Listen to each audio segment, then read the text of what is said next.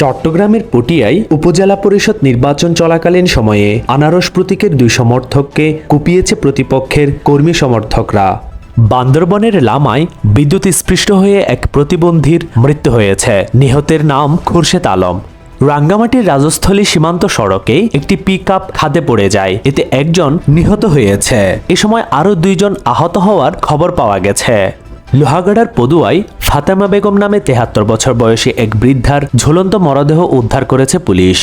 চকরিয়া উপজেলার ফাঁসিয়াকালী রেঞ্জের কাকারা বনবিটের গর্জনিয়া পাহাড় এলাকায় বন্য হাতির আক্রমণে নুরুস সালাম নামে এক কৃষকের মৃত্যু হয়েছে। ঘূর্ণিঝড় রেমালের প্রভাবে টানা বর্ষণে সৃষ্ট পাহাড়ির ঢলে খাগড়াছড়ির দীঘিনালার মেরুং ইউনিয়নের ২০ গ্রামের ১,০০০-এর বেশি পরিবার প্লাবিত হয়েছে। এছাড়া খাগড়াছড়ি জেলা সদরের অন্তত ৫টি গ্রাম প্লাবিত হয়েছে। খাগড়াছড়ির মাটিরাঙ্গায় বিদ্যুৎস্পৃষ্ট হয়ে মোহাম্মদ রাসেল হোসেন নামে ফায়ার সার্ভিসের এক কর্মী নিহত হয়েছেন। ঘূর্ণিঝড় রেমালে রাস্তায় ভেঙে পড়া গাছ কাটতে গিয়ে বৈদ্যুতিক তারে তিনি বিদ্যুৎস্পৃষ্ট হন বলে ফায়ার সার্ভিস জানিয়েছেন।